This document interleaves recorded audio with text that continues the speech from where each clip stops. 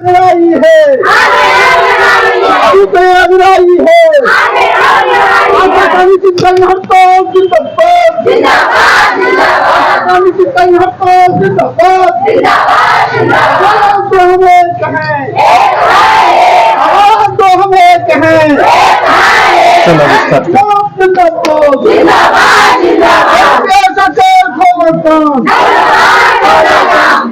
सलाम आदाब, देखना शुरू कर चुके हैं आप पक्की खबर सच है तो खबर है। इस वक्त मैं सच्ची तस्वीरें बिहार के दरभंगा जिला के जाले नगर परिषद क्षेत्र से दिखा रहा हूँ। जाले का रेफरल अस्पताल जो हमेशा से कहीं ना कहीं किसी न किसी असुविधा के लिए चर्चे में रहता है और कभी कभी सुविधा के लिए भी चर्चे में रहता है, लेकिन आज का ये चर्चा कोई नया चर्चा नहीं और कोई अलग चर्चा नहीं, बहुत बड़ा चर्चा है। पूरे देश भर में अगर ग्रामीण क्षेत्र की बात किया जाए और नीचे लेवल के अगर बात की जाए तो आशाओं का जो बड़ा योगदान रहता है हेल्थ डिपार्टमेंट में, वो पूरी तरह से चरमराया हुआ है। पिछले 12 तारीख से, मैं 12 जुलाई की बात कर रहा हूँ, पिछले 12 जुलाई से जो अनिश्चितकालीन हड़ताल, अनिश्चितकालीन धरना इन लोगों का चल रहा है लगातार। मैं बात करूं सिंहवाड़ा हो, बहेरी हो, दरभंगा जिला के कई सारे इलाकों में ये धरना देखा गया, कई सारी जगहों पर, कई सारे प्रखंडों में ये धरना देखा गया, जो कि स्वास्थ्य सुविधाओं को पूरी तरह से चरमरा कर रख दिया। यूं कह लें कि बैकबोन पूरी तरह से फ्रैक्चर हो गया, रीढ़ की हड्डियां टूट गई है आशाओं के हड़ताल पर होने से। अब ये अनिश्चितकालीन हड़ताल अब तक क्यों जारी है? आज मुझे लगता है ये 7वां दिन है, सप्ताह भर हो गया, लेकिन अब तक कोई क्यों नहीं सुन रहा। तेजस्वी यादव जी हेल्थ मिनिस्टर हैं और उप मुख्यमंत्री भी हैं। बिहार के उप मुखिया, शायद आपके कानों में कोई बूंद डला है जो अब तक साफ नहीं हुआ। कान खोलने का प्रयास करें, क्योंकि हेल्थ डिपार्टमेंट के बैकबोन्स पूरी तरह से फ्रैक्चर होने को है। हमारे साथ माले नेता देवेंद्र जी हैं, इनसे बात करके जानना चाहेंगे कि पिछले 7 दिनों में अब तक कोई आश्वासन या फिर कोई ऐसा रास्ता निकल पाया है जो ये धरना कब तक रहेगा? ये पिछले 12 जुलाई से पूरे बिहार में बिहार राज्य आशा कार्यकर्ता संघ गुट संयुक्त मंच के नेतृत्व में अनिश्चितकालीन हड़ताल चल रहा है।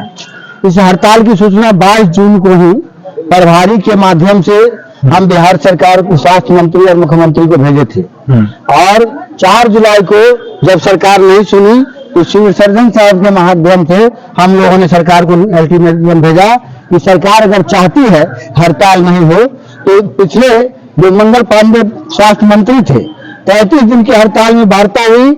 उस वार्ता में बात साफ साफ था कि आशा कार्यकर्ता स्वास्थ्य का रीढ़ है और इस स्वास्थ्य के रीढ़ के साथ नाइंसाफी बर्दाश्त नहीं होगी, सतलापन व्यवहार बर्दाश्त नहीं होगा, हम मान दे देंगे।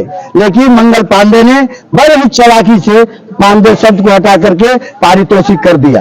पारितोषिक शब्द का माने होता है कि हमारा भरण पोषण सरकार कर रही है, हमारा भरण पोषण माँ बाप करके आज आशा बना दिया। हमें भरण पोषण की अपने माँ बाप के भरण पोषण पर भरपूर विश्वास है, उन्हीं के भरण पोषण से हम आशा है। इसलिए सरकार की भरण पोषण की चिंता हमें नहीं है, हमें मानदेय से कम हम बर्दाश्त नहीं करेंगे। कार्यपालक सहायक निर्देशक संजय कुमार जी पिछले दिनों वार्ता में बुलाए थे, उन्होंने मांग जानने की कोशिश किया। उन्होंने साफ साफ शब्दों में कहा कि आशा कार्यकर्ताओं की जो मांग है वो जायज है, 9 सूत्री मांग है। हम 1000 में आज की महंगाई में आशा को क्या होगा, हम 10,000 मानदेय देने की मांग किए हैं। बहुत ज्यादा मांग नहीं है, न्यूनतम मजदूरी से भी कम मांग हम कर रहे हैं, इसलिए हमें 10,000 से कम पर कोई समझौता नहीं होगा। कोरोना काल में आप समझ जाइए, जिस समय में बेटा को दिल्ली कमाता है, बेटा को घर अपने दरभंगा लौट रहा था, उसको घर में नहीं घुसने दिया जा रहा था, स्कूल का रास्ता दिखाया जा रहा था।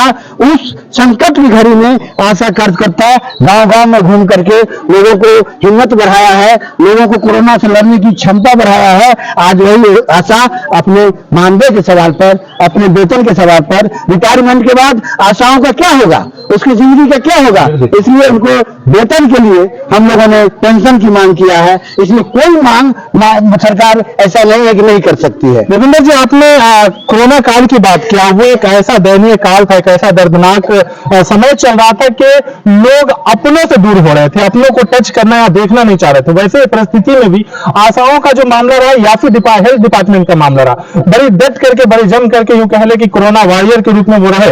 लेकिन आपकी ही इसी धरना में से तीसरा दिन जब धरना का था तो एक नारा कह ले आया था आशा कार्यकर्ताओं का कि पटना दिल्ली खोलो कान वरना होगा चक्का जाम वरना होगा नींद हराम। क्या लोग इसका मजाक उड़ा रहे? लोग, कुछ लोगों का ये कहना है, और ये तीखा सवाल इसलिए भी है क्योंकि सच है, लोगों का ये कहना कि इससे कुछ नहीं होगा। आपको क्या लगता है? आंदोलन हिंदुस्तान का इतिहास है। 74 की आंदोलन को याद करिए, जब बिहार पूरा देश संकट की घड़ी में थी तो बिहार रास्ता बताया और इंदिरा गांधी जैसी तानाशाही सरकार को उखाड़ फेंका। इसलिए आंदोलन ही सबसे बड़ी रास्ता है तानाशाह को सबक सिखाना। इसलिए हमने कहा है पटना दिल्ली खोलो कान। पटना दिल्ली को हम सचेत करते हैं, नहीं तो 1000 पोषक क्षेत्र में काम करने वाली हम आशा है, हजारों आशा, लाखों आशा बिहार में तय कर लेंगे कि इस बार नीतीश और मोदी की जो सरकार केंद्र और बिहार में चल रही है उखाड़ करके सात समुद्र में डाल देंगे। आशा में पूरत है, इस सरकार को उखाड़ करके सात समुद्र में हम फेंक देंगे। ये आंदोलन में ताकत है, इसलिए आंदोलन की सरकार सबक ले और आशा की जो मांग है, 9 सूत्री मांग है, उस मांग पर अविलंब एक बार मांग का चर्चा कर दीजिए, क्या क्या मांग है? आशा की मांग है कि पारितोषिक शब्द को पहले हटाया जाए, मानदेय किया जाए, 1000 के बदले 10,000 रुपया उसको दिया जाए। आशा को जो ड्रेस दिया जा रहा है, ड्रेस का मान एक साड़ी नहीं होता है। ठंडी में कोट की जरूरत है, ठंडी में उसके जो महिलाओं की जो पूरी आबरू वस्त्र होता है, ड्रेस के रूप में पूरा ड्रेस दिया जाए। और जो डिलीवरी के नाम पर पैसा दिया रहा है, 2005 में कानून बना, 2005 में कानून बना और वो डिलीवरी का पैसा 100 रुपये तय हुआ और उसमें कहा गया कि समय समय पर केंद्र सरकार महंगाई के हिसाब से इसका समीक्षा करेगी। लेकिन 2005 से 2023 हो गया और 450 का गैस सिलेंडर 1250 हो गया, लेकिन आशा को डिलीवरी का पैसा वहीं का वहीं है। ये जो हालात देश के अंदर है, कहीं आशा के घरों में जो सिलेंडर जाता है वो स्पेशल कोटा का होता होगा, कहीं सस्ता मिलता होगा? नहीं, ऐसी बात नहीं है। नहीं, ऐसा हो सकता है, इसीलिए उन लोगों का तनख्वाह नहीं बढ़ रहा है। हाँ, नहीं, ऐसी बात नहीं है। ये सरकार के पास होगा, कई जरिया हो सकती है, मंत्री संतरी के पास ये जरिया हो सकता है। मंत्री के घर में ऐसा हो सकता है? देखिए माले नेता है, एक संघर्षशील पार्टी के नेता है, उन्होंने बात को कैसे लगता है वो आप समझ सकते हैं। और काइंड की बात है कि जब आपके घर में और हमारे घर में वही गैस सिलेंडर आता है, महंगाई आपके लिए भी है, इन आशा कार्यकर्ताओं के लिए भी है, तो इन आशाओं के घर का महंगाई आपके पल्ले क्यों नहीं पड़ रहा? इसीलिए इन लोगों ने कहा पटना दिल्ली खोलो कान वरना होगा नींद हराम। कहने का मतलब ये था, पलटू चाचा आपसे कह रहे थे, वो नीतीश कुमार जी आपको कह रहे थे कि पटना दिल्ली खोलो कान। पटना यानी नीतीश कुमार और दिल्ली यानी मोदी सरकार। आप दोनों को लपेटा इन लोगों ने, राज्य सरकार को भी लपेटा, केंद्र सरकार को भी लपेटा। और इससे अगर नहीं मानते हैं तो ये 7वां दिन है,